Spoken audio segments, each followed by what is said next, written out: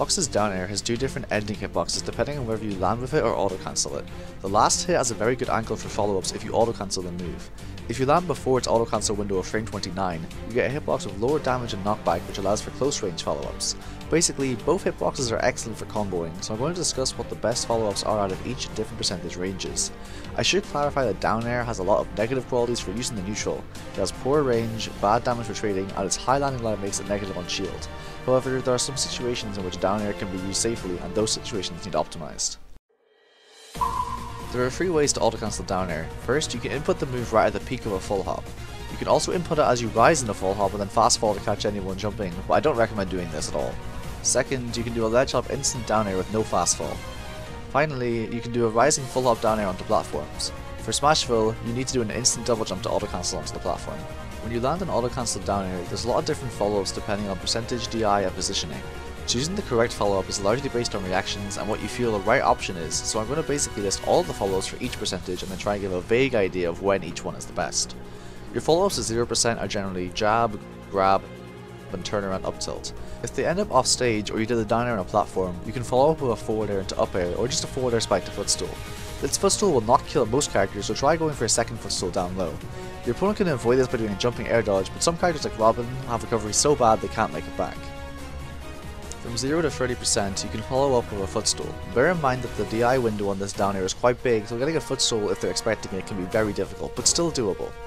After landing a footstool, fast fall and neutral air so the late hitbox connects to lock them. Use some more forward tilts if you can or want to. On their get up, there's a lot of options available. You can auto cancel another down air into another footstool if you're confident.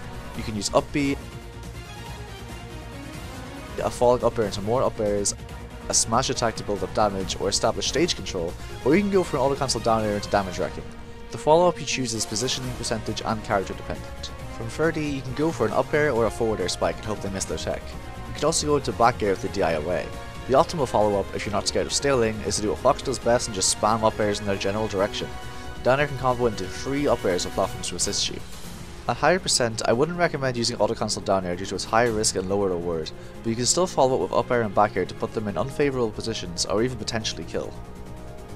There are other follow-ups out of this like forward tilt, but the ones I've listed are the most optimal. I apologise for how vague these options sound when it's correct to use them, but sometimes it only becomes apparent at the exact time. For example, if you end up on the left hand side of someone as they're flying off to the right, the footstool likely won't connect, so you're better off going for a forward air or back air. These kind of snap decisions are partly reaction, but are also partly feeling how the move is actually going to work. This is a bit less versatile, but still has some strong follow-ups. Unfortunately, down air has a whopping 25 frames of landing lag, so be sure to adjust for that when buffering your follow-up. At 0%, it can go into jab, grab, and up tilt. I'd recommend waiting until about 15% to up tilt against certain characters with fast buttons like Luigi. At 30%, it can go into tipper down tilt or dash attack. Down tilt can be followed up with a neutral air or dash attack, but the timing is very tight. At around 50, you can do pivot pivot up tilts into back air or general up air follow-ups. Under platforms, this is a kill confirm. Down air, pivot up tilt, up air onto platform, and then another up air will kill. At around 80, up smash will connect and maybe kill depending on rage. There are times at high percent when they go too far away to up smash. At these times, go for back air. Sometimes down air to up smash won't connect because they're too far off stage as well.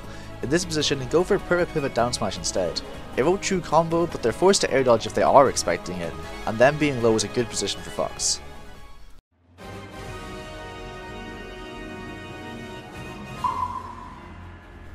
Thanks to S Critical from the Fox Discord for telling me about this and generally doing great work for the Fox community. Hits 1 to 6 of Fox's down air can lock opponents who have missed their tech. You can't really apply this to grounded opponents, but you can use this to lock opponents on platforms above you. This is really janky, and for the most part, it's not really going to be useful in an actual game. However, for the fun of it, let's check out some combos that are at least somewhat practical.